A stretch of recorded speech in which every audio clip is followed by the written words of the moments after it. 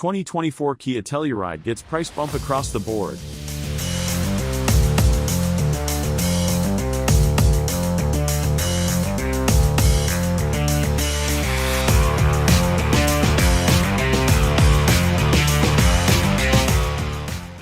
Has new competition and spicier new performance in electric variants left the regular old Slate in the dust? It's been a few years since the latest Cadillac Escalade hit the market in 2020, and the competition in its segment has only grown fiercer since. The Jeep Grand Wagoneer followed this new generation Escalade to market by about a year and promptly eked out a win in a comparison test with the 2021 Cadillac Escalade, a model we roundly declared the best Escalade ever when it launched. Plusher and loaded with more pampering features, the Jeep didn't rest on its win over the Caddy. The next model year, it started phasing in a new twin-turbocharged inline-6 engine in place of its 6.4-liter V8, as well as a Cadillac Escalade ESV matching L long wheelbase model. The Escalade family hasn't sat idle, with a new high-performance V iteration in the upcoming all-electric Escalade IQ EV joining the mostly unchanged regular-grade Escalade. So, how does the original Formula Escalade hold up among these newer, sexier behemoths? The Grand Wagoneer might have the Escalade topped for sheer opulence, but when was the last time you actually saw one of the Jeeps roaming a street? Not to play the sales favorite game, but the Grand Wagoneer hasn't exactly been a roaring success, and production figures on the Grands, as opposed to the more affordable Wagoneer models, have been low. Escalades, on the other hand, are everywhere, and their familiarity has only reinforced their more subtle style. Even the Platinum Spec Escalade reviewed here, we drove the luxury Platinum and photographed the Sport Platinum, pictured here, the fanciest version Cadillac offers, is more tastefully appointed than the heavier-handed, chromed-out Jeep. The lower key visuals, even more so on the toned-down Sport, are well matched to the Cadillac's old money vibe and are a reminder that this is the first Escalade maybe ever that doesn't look slightly tacky or overtly American.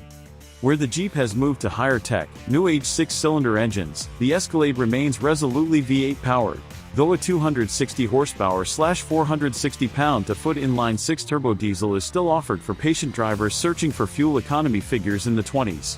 A 6.2-liter, 420 horsepower pushrod V8 motivates the big SUV with buttery effortlessness through a 10-speed automatic transmission. The mightier Escalade V gets a 682 horsepower supercharged version, less tightly wound than Jeep's new Hurricane i6. Cadillac's V8 is nevertheless powerful and responds well to accelerator inputs. It also sounds great.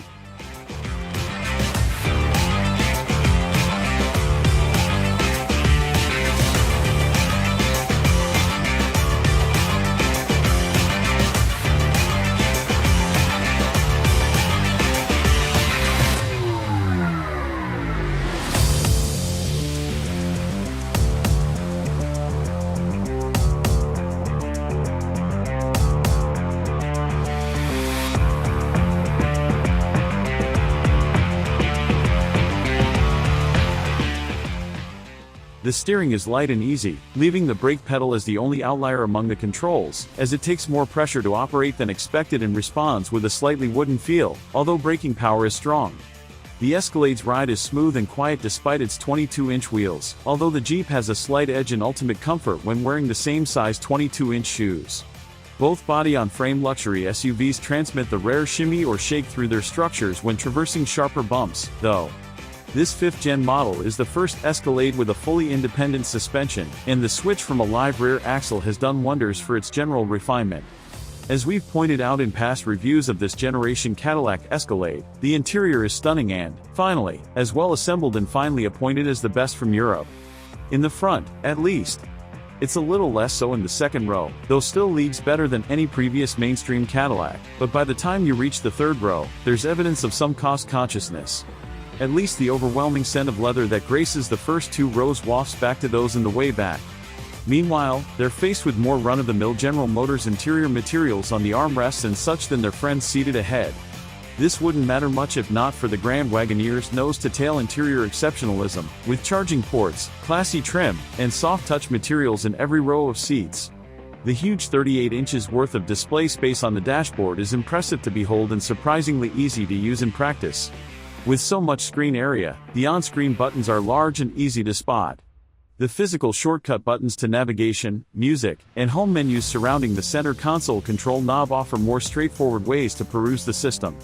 One minor issue: it isn't immediately obvious that the small corner of screen to the left of the steering wheel is touch sensitive, so newcomers take note. Super Cruise is another big-time differentiator for the Escalade.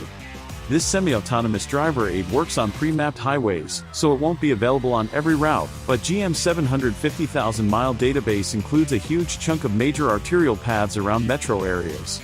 Simply ensure lane keep assist and adaptive cruise control are on, and when the steering wheel rim glows green, you can remove your hands from the wheel and feet from the pedals. The Escalade does the rest, even automatically passing slower traffic, scanning, finding, and diving into surprisingly short gaps in traffic to do so.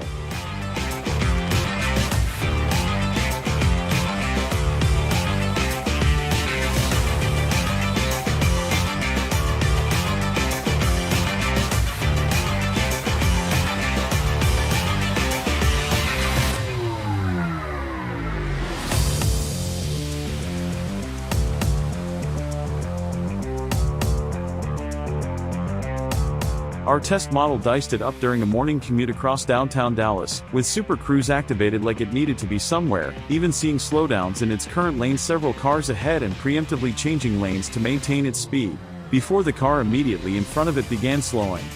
GM's on-screen prompts and information about Super Cruise's operation are easy to understand at a glance, and the driver's display maintains a blue cruise control graphic noting the Escalade is still capable of adaptive cruise control and lane keep in the event Super Cruise deactivates, meaning the SUV won't revert straight back to an unguided missile if you end up on an unmapped highway or otherwise exceed the operating parameters of Super Cruise, forcing it to hand control back to the driver.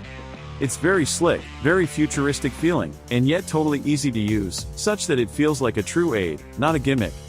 As of 2024, Super Cruise hardware is standard on the Escalade Luxury, Sport, and Platinum trims, though after the first 3 years, owners must buy a subscription.